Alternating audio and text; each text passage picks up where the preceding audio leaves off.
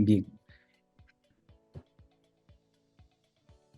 bien. En esta oportunidad vamos a hablar sobre el aporte de la angiotomografía enfrentado al dolor torácico agudo.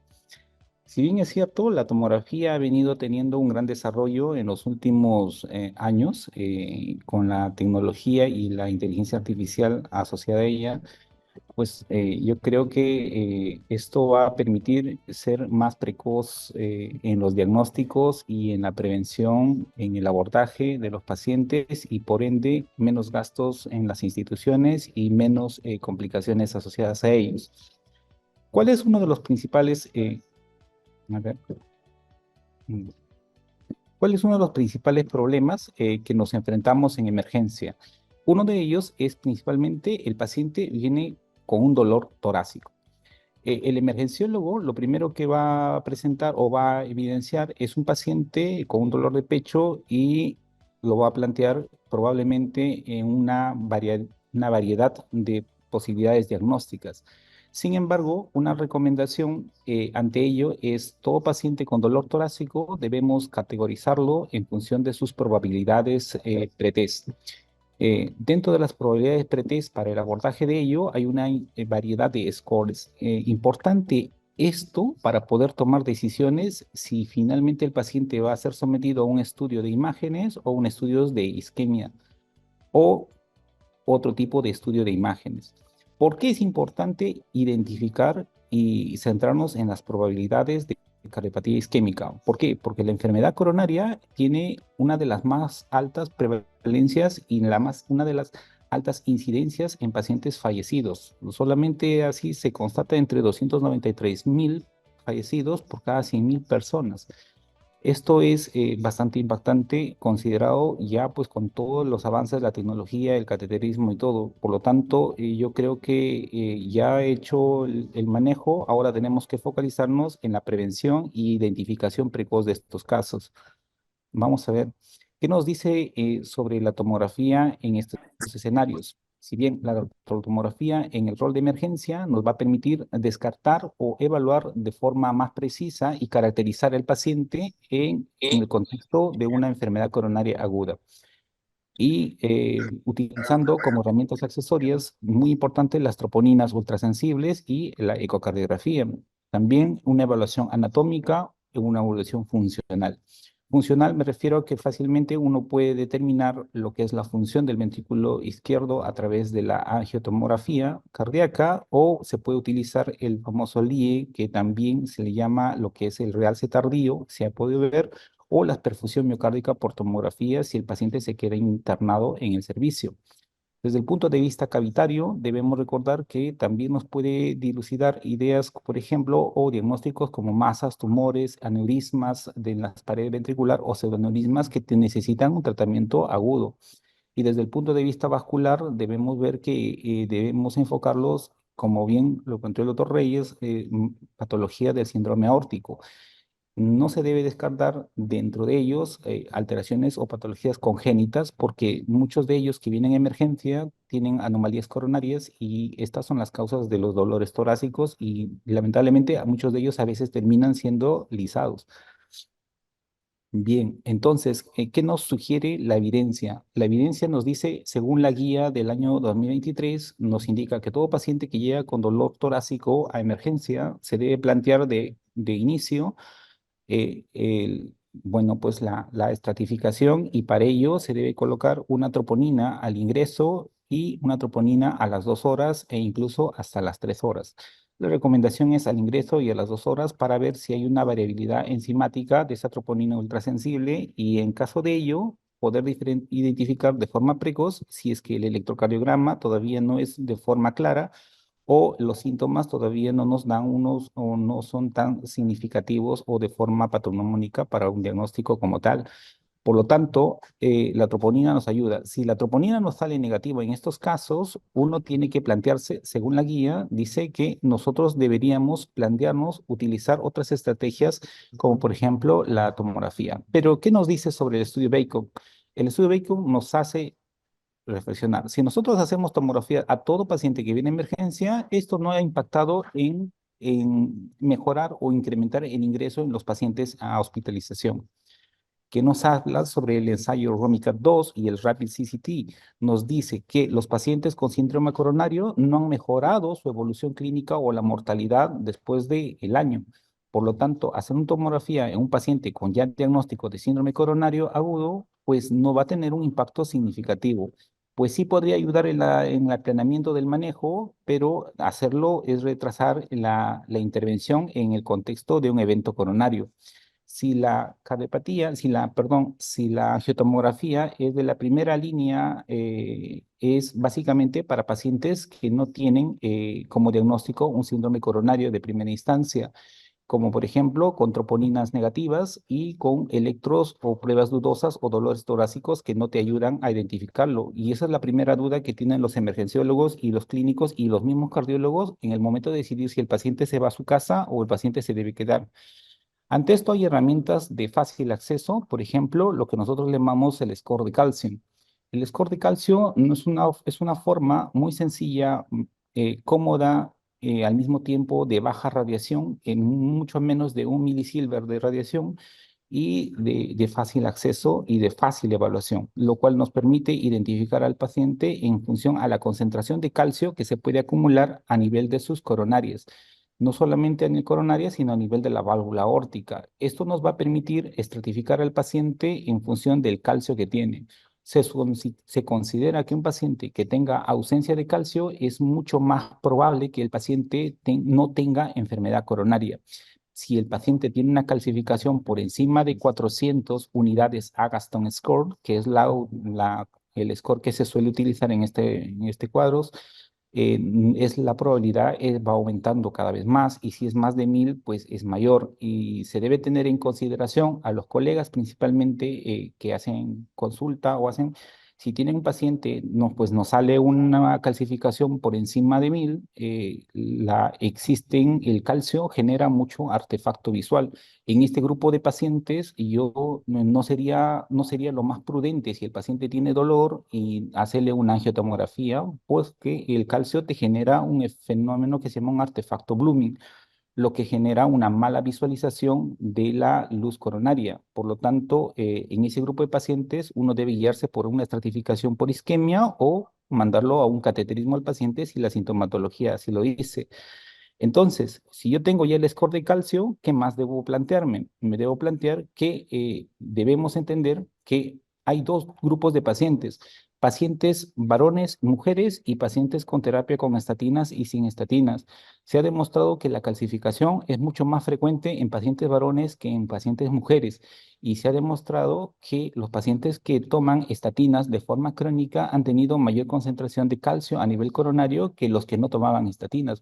Pues este es un tema muy interesante porque la estatina, si bien es cierto, tiene un metabolismo que lo que genera es que la placa se vuelva más sólida, menos frágil y por lo tanto se precipita un desarrollo de calcificación. Por lo tanto, este pequeño detalle en la evolución del paciente nos puede ayudar también a interpretar. No quiere decir que este paciente va a tener peor pronóstico, sino puede ser que esté mejor protegido. Así que hay que tener mucho cuidado en las interpretaciones con calcificaciones severas. Ahora, si bien es cierto que hay un estudio grande, multicéntrico, que es el estudio MESA, nos habla sobre los pacientes de 45 y 88 y 84 años, donde se valoró principalmente por así decir, la presencia sin factores de riesgo cardiovasculares y fue muy interesante porque se varió entre los percentiles 25, 50, 75 y 90. Para un paciente de 45 años, varón, al percentil 75 no debería tener calcio y a una mujer de igual forma, pero la mujer, a pesar de ello, por ser más, tener protección hormonal, se ha evidenciado en ellas que su percentil 90 inclusive está ausente a los 45 años de edad. Sin embargo, un paciente de 84 años, y como pueden ver en la imagen, acá un paciente de 84 al percentil 75 ya podemos encontrar 619 de calcio y una mujer 309. Por lo tanto, uno dice, oye, ¿qué está pasando acá? Los pacientes van a tener calcio sí o sí. Entonces, no solamente es con definir la concentración de calcio en el corazón. Lo que tenemos que definir es score que englobe el calcio. Para eso se hicieron o se plantearon esta interrogante los colegas y hablaron sobre la investigación del Scott Heart y también en base al subbrazo del estudio PROMIS o PROMISE, donde se comparó principalmente el Diamond Forest en la probabilidad de pretest, el CRS como estudio y el CAT2, que es el consortium.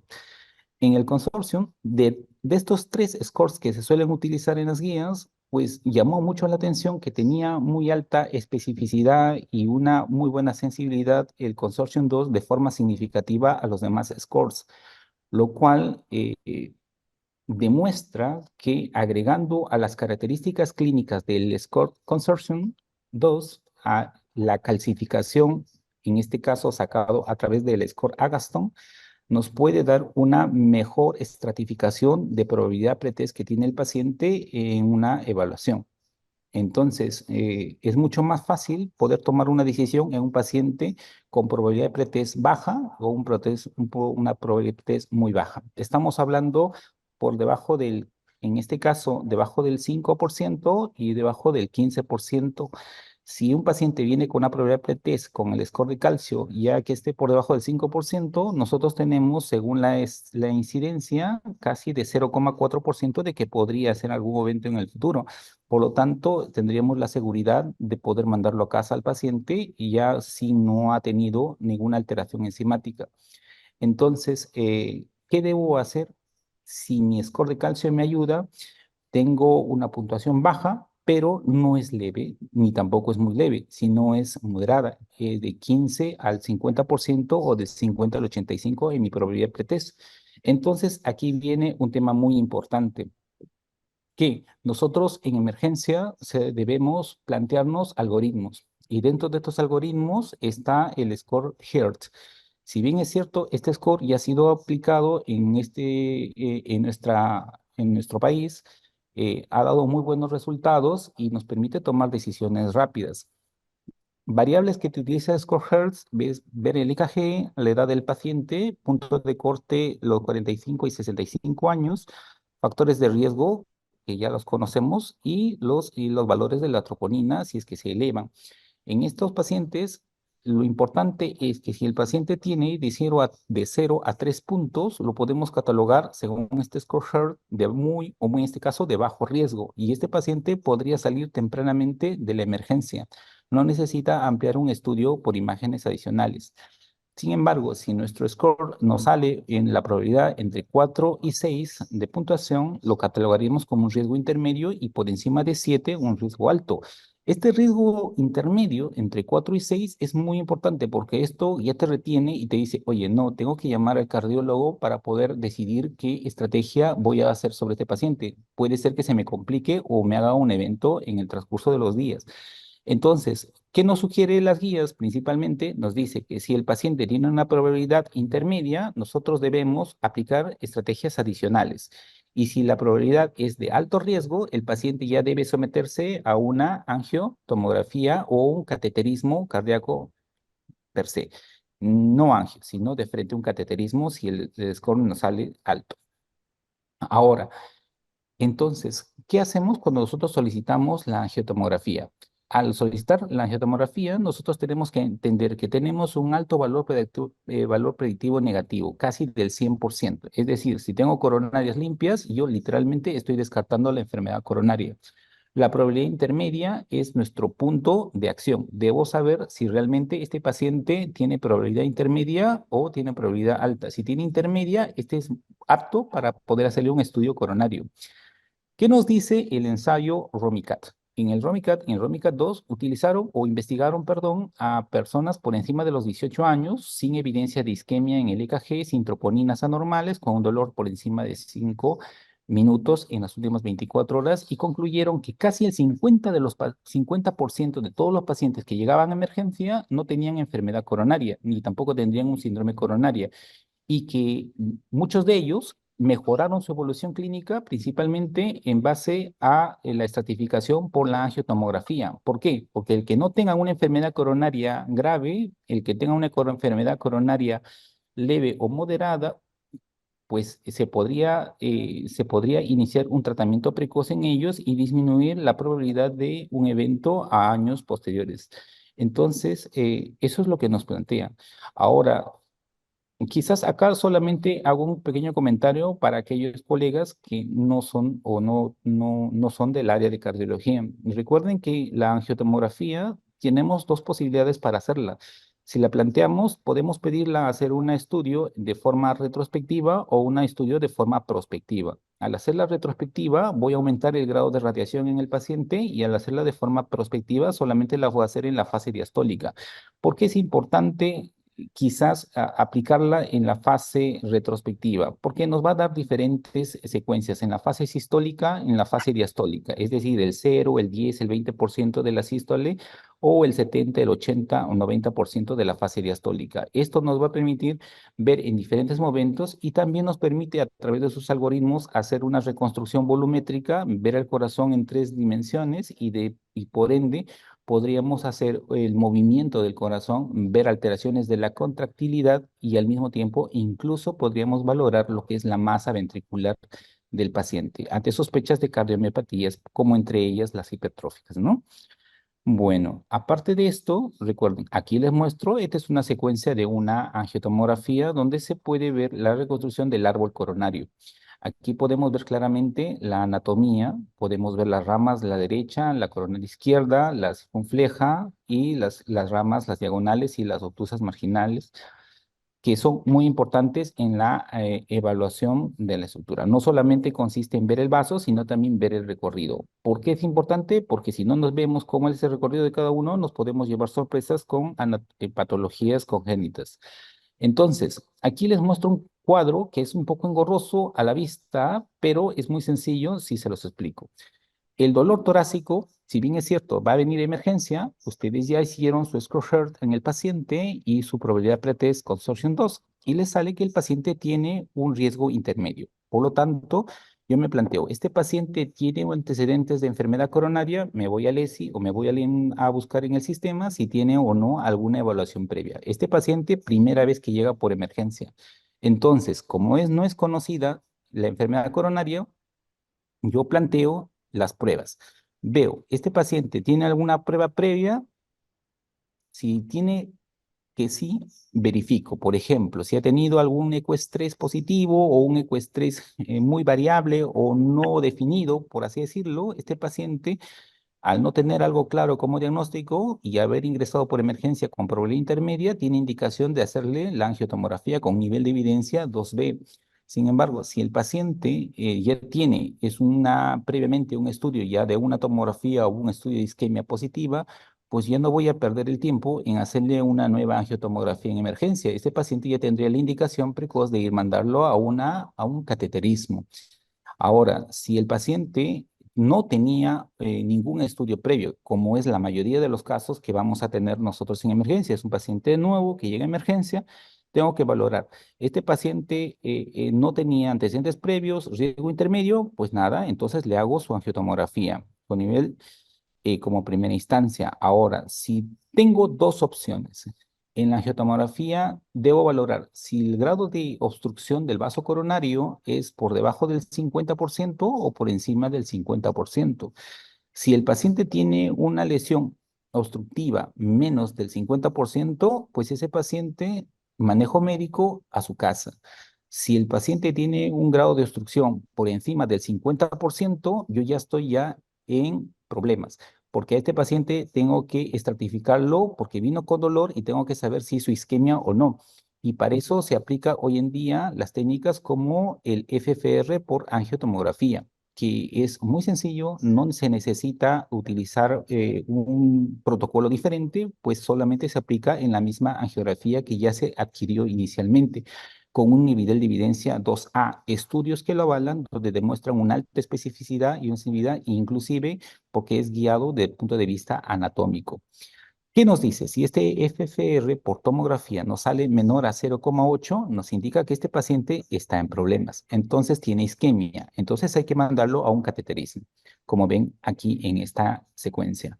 Ahora, si vamos por el otro lado nos dice que tenemos un paciente que viene con dolor torácico intermedio, pero tenía una enfermedad coronaria ya conocida. Entonces yo me pregunto, ¿cuánto tenía de su última angiotomografía? ¿Tenía lesiones por encima del 50% o no? Si tenía ya lesiones por 50, no le voy a repetir la tomografía per se, sino ya lo mando a hacer estudios de isquemia. Se queda. Entonces, el estudio de isquemia puede ser, le hago un ecoestrés, lo que tengo en el hospital, o si no tengo, pues si tengo el software en el hospital, podría ser un FPR por tomografía. Lamentablemente, acá en el Perú, por lo menos, no lo he visto de forma frecuente, solamente en una institución, pero es una tecnología y es lo que hoy en día y en el mundo ya se está empezando a hacer más rutinario y de forma menos invasiva. O en último caso, este paciente lo someto a un estudio de perfusión miocárdica, en este caso por un SPET. Pero también hay centros donde se puede hacer tomografía y por tomografía perfusión, perfusión por tomografía. Entonces, en base a esto, el paciente si tiene ya una lesión previa de 50, va a un estudio de isquemia. Y si la prueba me sale anormal, pues ya no me hago vueltas y el paciente lo mando a su estudio por cateterismo. Muy bien. Vamos a ver la siguiente diapositiva. A ver, la siguiente diapositiva es a ver aquí, ¿qué pasa si este es un paciente que no es la primera vez que viene a emergencia, no es la primera vez y ya tenía dolores previos, pero no tenía un antecedente de una enfermedad coronaria conocida? Entonces yo tengo que aplicar lo mismo, ver mis probabilidades. Si veo que tiene un riesgo intermedio, entonces el paciente, yo debo someterlo, me vuelve a decir que debo hacerle un estudio de angiotomografía coronaria y si esta tiene una lesión por encima del 50%, tengo que hacerle un estudio de isquemia. Ese es el algoritmo y si se dan cuenta es de forma muy repetitiva, o sea, no hay mucha vuelta que hacerle, ¿no? Ya es bien claro. No es que el paciente debe tener 70% de obstrucción para recién decidir que el paciente debe mandarlo a un estudio de isquemia. Por encima de 50, yo tengo que valorar que puede haber. ¿Por qué? Porque muchas de la evaluación de los vasos coronarios pueden estar, en algunos casos, pueden estar sobreestimados o infraestimados según la calcificación que puedan tener. Y el FPR, que es lo que recomienda hoy en día, pues los trabajos de investigación, y me imagino que ya en las próximas guías será un tema muy importante en discusión. Bueno, el resto sobre ellos, si el paciente no sale como no concluyente, yo tengo que definir el grado de isquemia. Entre esos grados de isquemia, puedo compararlo o puedo asociarlo principalmente a los estudios de perfusión o SPET. Bien, esto es una imagen, como pueden ver en la parte superior, lo que se llama una reconstrucción multiplanar curva. Nosotros podemos girar la imagen en 360 grados sin salirnos del eje puntual de la coronaria. Podemos guiarnos en el vaso de la coronaria derecha, en el vaso de la descendente anterior, en el vaso de la circunfleja o de la obtusa marginal. Nuestro objetivo es identificar si a los 360 grados no hay una alteración, no hay aún ningún puente intramiocárdico que nos esté generando una obstrucción. Pues acá pueden ver, si el paciente viene con un EKG con T negativas en la cara anterior y yo le hago esta angiotomografía y veo que toda la DA y toda su circunfleja están completamente limpias como acá, pues este paciente no tengo que indagar que este problema del electro sea de origen coronario, pues podríamos estar enfrentándonos a un problema quizás más funcional, como por ejemplo una enfermedad microvascular o una patología por un miocárdico hipertrófico. La imagen que pueden ver acá abajo es una reconstrucción multiplanar, en este caso plana o lineal. Nos permite hacer un alargamiento de la coronaria y nos permite ver y de esta forma hacer secciones transversales para cuantificar el grado de obstrucción y clasificar el grado de patología. Aquí es un tema ya más de identificar la salida de los vasos. Aquí pueden ver una vista superior de la coronaria derecha y de la coronaria izquierda. Yo puedo ver clásicamente como si estuviera un cateterismo haciendo un spider, podría ver cómo está saliendo sus vasos subdescendente anterior y su circunfleja, ¿no? Desde el punto de vista más anatómico. Ahora, aquí también puedo ver un ramos intermedios o primeras obtusas marginales precoces o salidas anormales. Aquí, por ejemplo, les he mostrado en una esquina una salida anormal de un vaso coronario que sale una rama conal y se hace un puente hasta la descendente anterior. Este es un casito interesante que es un círculo arterioso de Vieussens. que se comentó uno con otro, pero además tiene una colita esta que se va metiendo hacia la parte anterior. Cuando se hace el análisis, esto tenía un flujo y ese flujo era una fístula. Por lo tanto, era un círculo arterioso de Biusen con fístula. ¿Qué cosa es lo que hallaron los colegas en la ecocardiografía? Trastornos de motilidad en la cara anterior, FEBI de 35% y el paciente doblemente antiagregado con estatinas altas dosis cuando el manejo era quitarle el flujo de la fístula. Por eso el abordaje del coronario nos ayuda bastante este tipo de reconstrucciones. Características de la tomografía en base a las placas. Recuérdense, no todas las placas son iguales, igual que en este caso, pues los escenarios. Hay placas que son más vulnerables y placas que son más estables. Placas vulnerables, recuérdense, cuando son más oscuras o más hipodensas, para que me entiendan. Por lo tanto, cuando tienen, según nosotros, le sacamos cuando es menos de 30 unidades Hounsfield.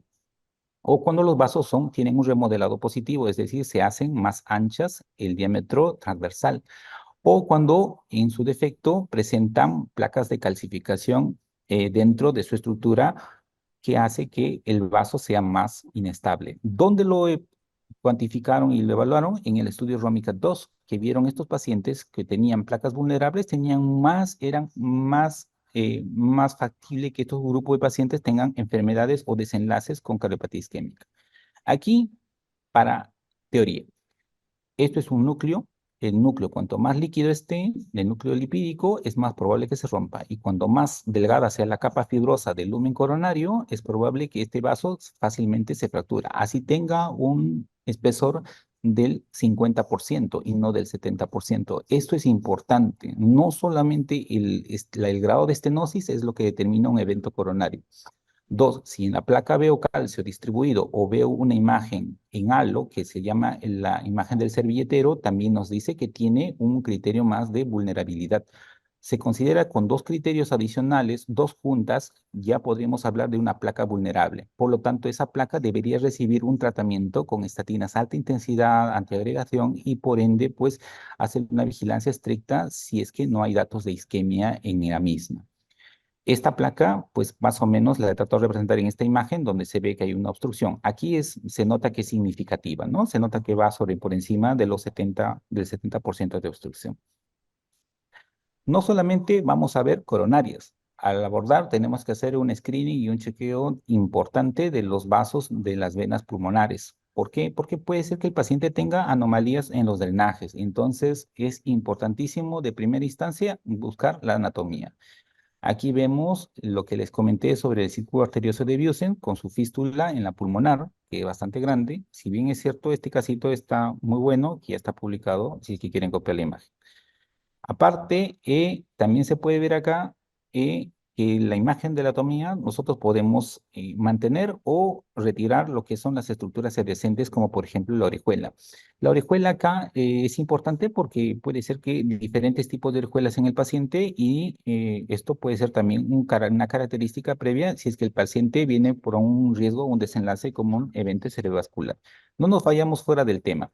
¿Qué nos dice el CT-STAT? El CT-STAT es un trabajo de investigación muy interesante, donde plantearon que si estos pacientes tenían lesiones por encima del 50%, ¿cómo me va a ir si a este paciente le hago un FFR por CT?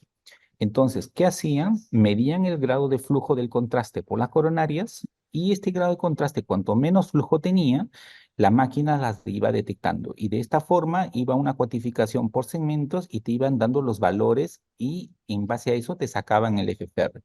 No solamente además de eso, sino te permitía ver el grado de perfusión en el tejido miocárdico.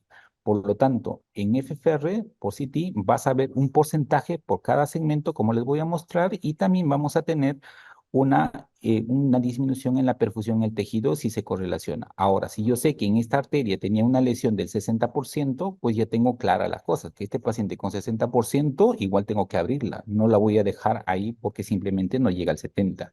Esta otra imagen es una imagen de perfusión por CT. Esta imagen le hemos hecho, es un estudio prototipo que ya estamos haciendo en el Hospital Saúl, que si bien es cierto, nos da bastante ayuda, tiene un protocolo un poco más prolongado, pero igual son herramientas que no se deberían dejar de lado.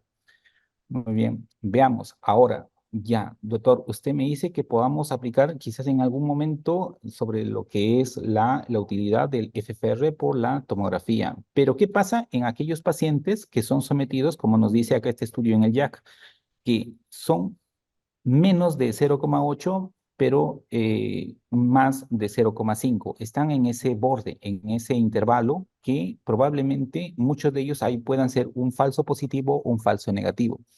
Entonces, si tu FPR por tomografía te sale en ese intervalo, te sugiere que generes un tratamiento médico óptimo y hagas un seguimiento y en base a los síntomas.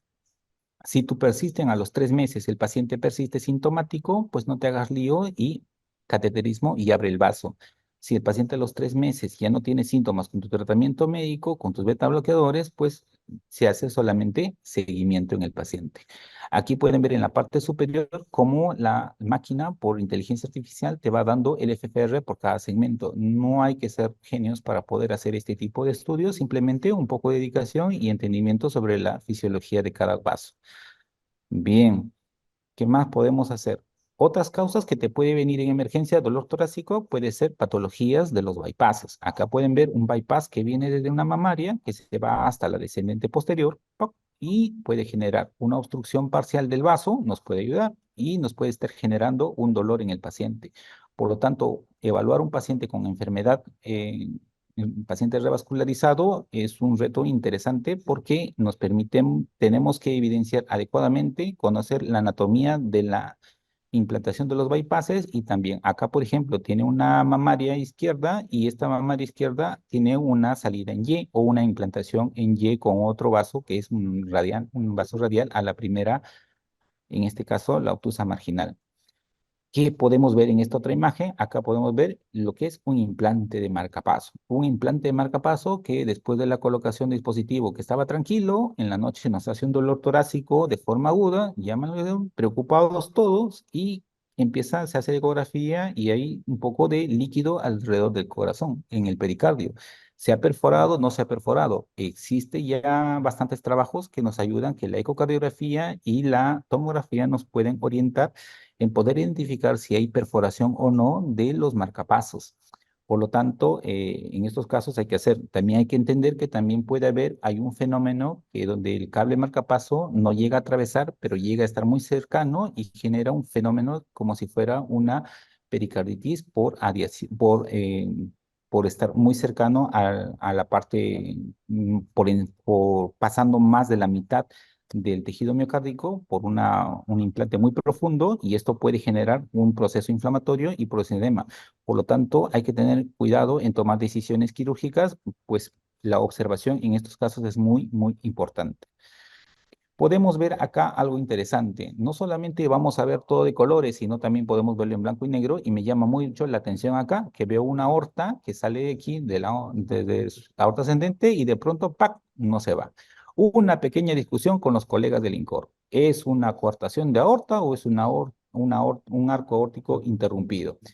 Empezó el debate. Debate, ¿es o no es? Algún colega lo quiso intervenir, lo metimos 3 veces a cateterismo en el INCOR, una duda, o no lo querían abrir, no se podía, sí, pues al final el paciente pues no se pudo manejar de forma percutánea y fue tenido que ser manejado de forma quirúrgica. Importante esto porque hay que valorar todos los criterios y es algo importante porque ahora van a ver y se van a sorprender cómo evolucionó este paciente.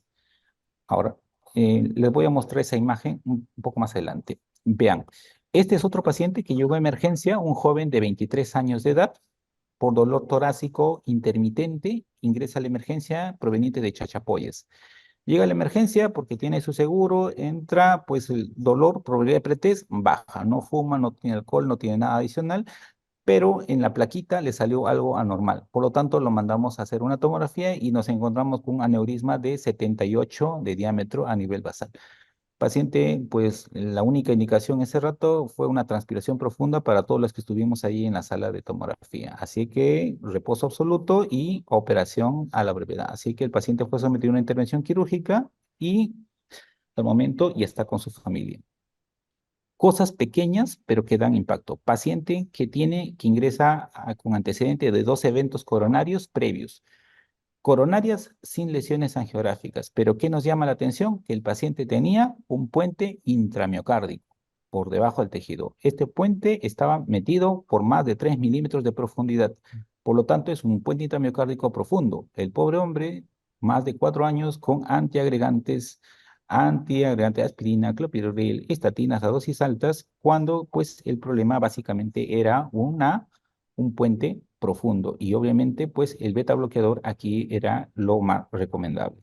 Otro hallazgo que también nos llamó mucho la atención y que nos hizo transpirar fue ver esta aorta descendente y de pronto le sale una cavidad, un pseudoaneurisma de aorta. Entonces, en estos casos, pues no hay mucho que hacer. Al paciente simplemente le decimos, por favor, recuéstate y no te muevas. Así que decidimos, porque tiene una indicación de manejo quirúrgico. Importante, cosas que vienen a la emergencia por dolor torácico y que a veces pues no podemos darle de alta y lamentablemente el paciente puede tener desenlaces fatales. ¿Qué más nos puede dar la tomografía en nosotros? Estos son imágenes que se llaman, pues, en este caso, es una endoscopía virtual por tomografía. Nosotros podemos hacer una endoscopía por dentro de las coronarias, meternos, ver en las bifurcaciones donde haya posición de calcio. Aquí se ve la presencia del calcio en el tejido o puedo ver si se está estenosando. Pues es muy interesante la práctica cuando tengo principalmente en los troncos de las coronarias. Muy buena para poner decisiones cuando no tengo un consenso o una definición establecida sobre la característica de la estenosis en este grupo. Pero si se puede ver en vasos pequeños, también lo voy a ver en vasos grandes. Aquí les muestro mi pacientito que llegó a la emergencia porque se agitaba en falla cardíaca y tenía tremendo ductus arterioso. Entonces, pues practicamos lo que es esta endoscopía virtual por CT y miren, podemos ver cómo ingresa la boca en este caso del ductus y la rama pulmonar derecha y la rama pulmonar izquierda. Tremenda imagen para poder saber. Y si nosotros podemos identificar esto, vamos a poder identificar también los trombos que puedan venir por una embolia pulmonar hacia la parte distal de estos vasos. Aquí les muestro entonces una embolia.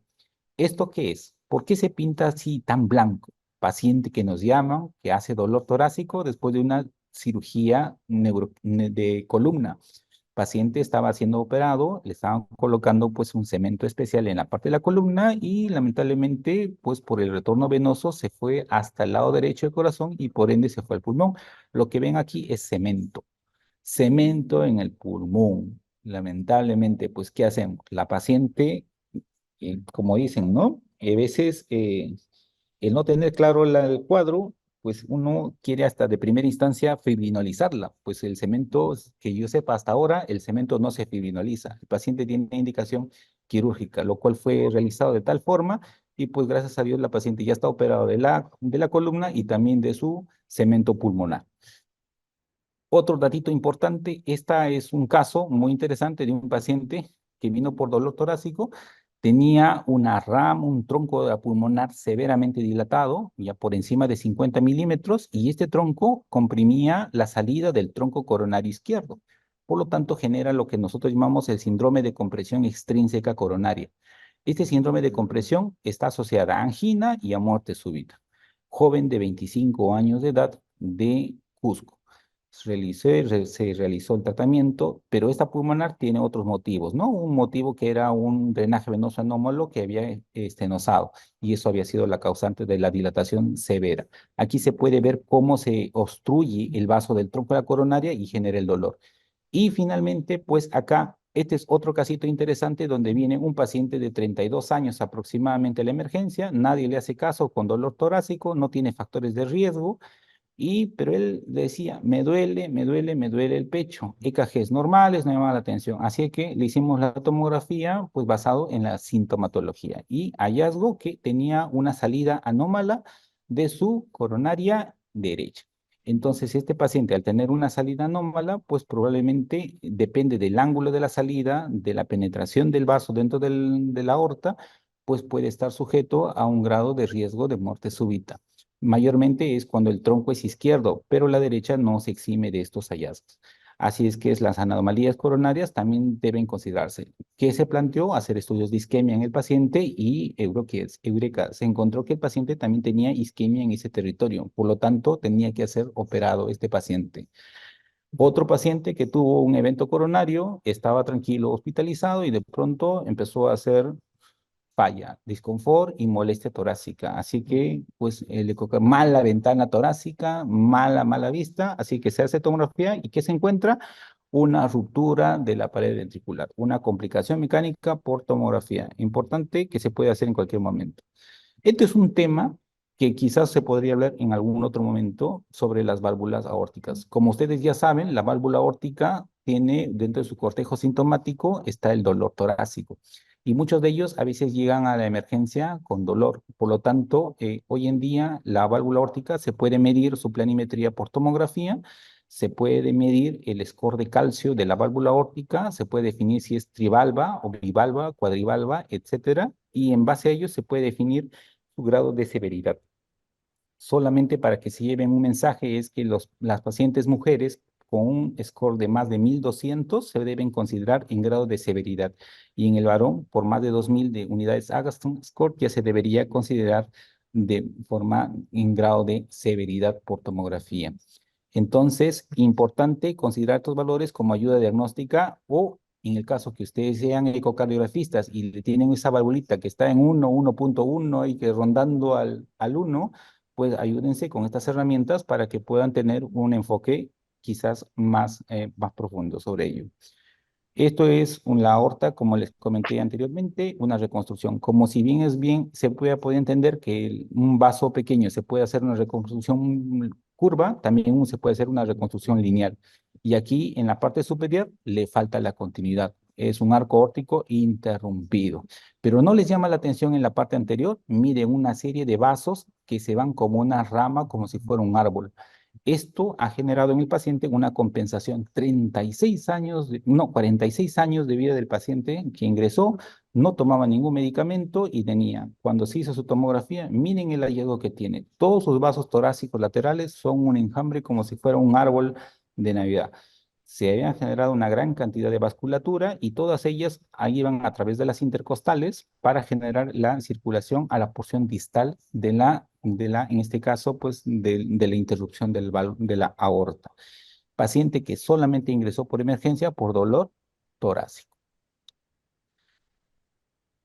¿Qué cosa nos viene a futuro? Y yo creo que ya con esto acabamos. ¿Qué nos viene sobre la tomografía? Hoy en día, en este caso, la Universidad de Oxford, a través de su centro de investigaciones, está sacando este software muy interesante, lo que se llama el score, en este caso, el score de inflamación basado a la saturación o a la atenuación de la grasa, ¿no? En este caso, el score 5. Este score es muy importante porque nos está diciendo qué tejido alrededor o la grasa alrededor del vaso que ya tiene una enfermedad teromatosa o que no tenga enfermedad ya obstructiva es más predisponente a que lo forme. Entonces, quizás con el tiempo, si tengo un paciente con dolor torácico y veo que tiene una gran inflamación alrededor del vaso, pues yo me voy a decantar y decir, este paciente ya no lo voy a dejar así, que tenga su 20% y a su casa. No, a este paciente así tenga obstrucción del 20%, me le voy a dar un tratamiento mucho más agresivo para que evite que este proceso inflamatorio perivascular esté asociado con un desarrollo de la placa en menos de un año. Entonces, ¿y cuánto nos da este score 5? Por encima, por más de menos 30 unidades Hounsfield. Muy interesante. ¿Qué hay que hacer? ¿Hay que hacer algún protocolo adicional? No. Se utiliza la misma geografía coronaria, pues lo único que es aplicar un software, una serie de algoritmos. Esperemos que pronto ya puede estar a disposición a nivel de todos. Esto es un poco de la fisiología de lo que nos habla sobre el Score 5 Scores, sobre el entendimiento de la inflamación del tejido graso perivascular y su importancia en la generación de ateromatosis coronaria. Pues solamente conclusiones de esta charla es que debemos identificar a un paciente en base a los riesgos, debemos definir qué clase o qué grado de valor preclínico tiene, utilizar el consorcio, no olvidarse del score Hertz Importante es que establecer que las pruebas diagnósticas de angiotomografía o tomografía coronaria principalmente están enfocados para pacientes de riesgo bajo intermedio y los altos se deben someter idealmente a cateterismo. Nosotros no solamente basta identificar placas pequeñas, sino placas moderadas o insuficiencia o ausencia. ¿Por qué? Porque podríamos diagnosticar ya no solo INOCA, sino también los famosos ANOCA. Y finalmente, pues, o entre ellos los finales, es que nos va a ayudar a entender otras secuencias en bases como las embolias, valvulopatías. El FFR-CT es una realidad que ya está actualmente en boga, así que hay que empezar ya a ser más conscientes de que en algún momento pues vamos a tenerlos. Y el FAT score es lo que nuevamente se nos viene. Mensaje final. Esta es una pirámide del complejo de Chichén Itzá, bastante hermoso, y solamente quiero decirle de un pequeño aporte que podemos generar algunos y el compromiso que se pueden dar en grupo o en la mayoría, el tiempo y el esfuerzo permitirá alcanzar grandes cosas. ¿Por lo que? Porque este tema de dolor torácico debe estar enmarcado y en un seguimiento en el camino de la red de infarto para nuestro país. Un abrazo y muchas gracias por la invitación.